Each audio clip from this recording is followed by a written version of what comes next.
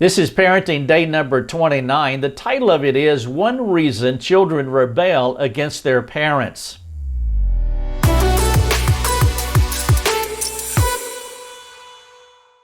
Parents have the responsibility and the privilege to guide their children into a practical experience of knowing and loving God.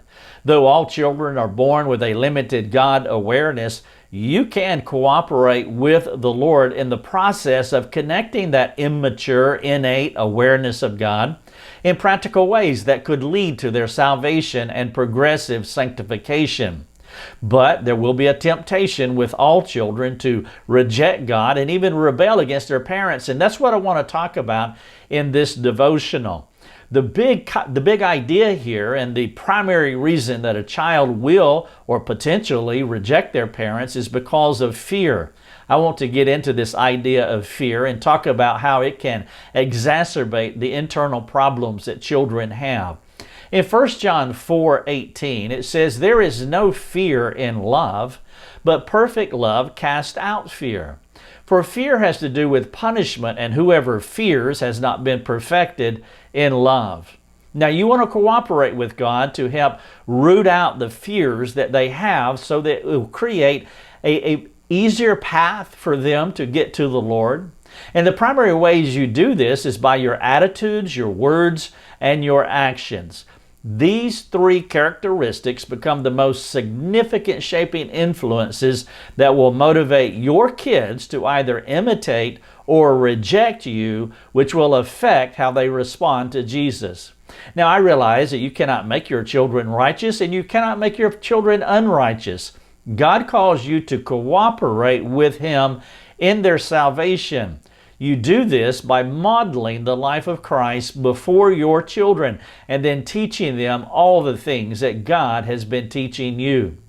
If you're not modeling and teaching the life of Christ to your children, the chances of them rejecting your Christianity by the time they are teenagers is exponentially higher than if you humbly present Christ to them while they are young. Now, the biggest culprit that hinders their thoughts about Christ is fear. Fear is a huge issue with all of us, actually, but especially in young children. It is one of the first sin patterns that you will see in their lives. So naturally, you want to be proactive in helping your children to overcome fear, which is why I've listed 7 negative patterns for your consideration. Now, if any of these patterns represent you, it's going to make whatever fear that they already have inside of them, it's going to make it worse. And so it would be wise for you to remove this from your life if any of these things are part of your life. The first one is a distant parent. The second is an angry parent. These are all shaping influences that can make fear worse in a child. A distant parent, an angry parent, an abusive parent, a critical parent, a preoccupied parent, an impatient parent, and then finally, a divorced parent. Now, some of these traits may be unavoidable, and I realize that, but you have to know that they can become mental strongholds in a child's life that will negatively shape how they live their lives. Being born in Adam is to be born with fear, which makes fearfulness part of everyone's Adamic wiring. Younger children are highly susceptible to fear. They need the security of a family community. If they do not find it, the temptation will be to hunt for a safer community outside of their family when they become older. Running from fear and toward acceptance is one of the primary reasons a teen will distance himself from non-Christ-like parents. He is looking for a more approving and loving community. Knowing this tendency and the accompanying temptations should motivate you to build a friendly and safe environment for your child. A simple biblical template to create this kind of home, well, it's the fruit of the Spirit constellation in Galatians 5, verses 22 and 23. These 9 elements give you a snapshot of what Christ was like and what you should be like with your children.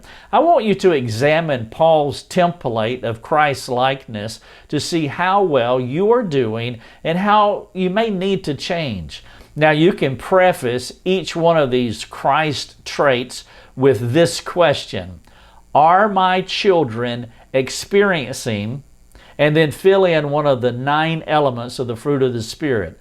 All right, so here we go. Are my children experiencing the love of Christ from me, from you as a parent? And again, just think about how this would have such a positive impact on their lives and cause fear to just vaporize out of their souls.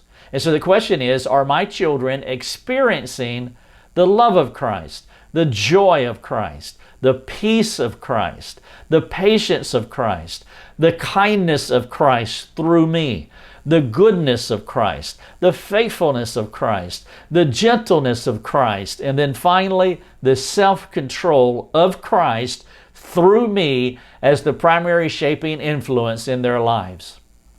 Now, you cannot save your children, and you cannot make them holy. You also cannot live perfectly, but you can choose not to complicate their lives, which you can do if you give them the most precise possible picture of Jesus. This is parenting day number 29. One reason children rebel against their parents. Now, here's the application part as I wrap up. Will you talk to a friend, preferably your spouse if y'all are getting along and able to do that, about how the fruit of the Spirit is manifesting in your life? And if there are areas that you need to change, would you detail a specific and practical plan to begin changing so you can be that shaping influence that brings the fruit of the Spirit through these pictures of Christ that just pushes out the fear that is in a child's life and gives them the security that they have so that they can grow closer to God? Thank you so much for watching the devotional.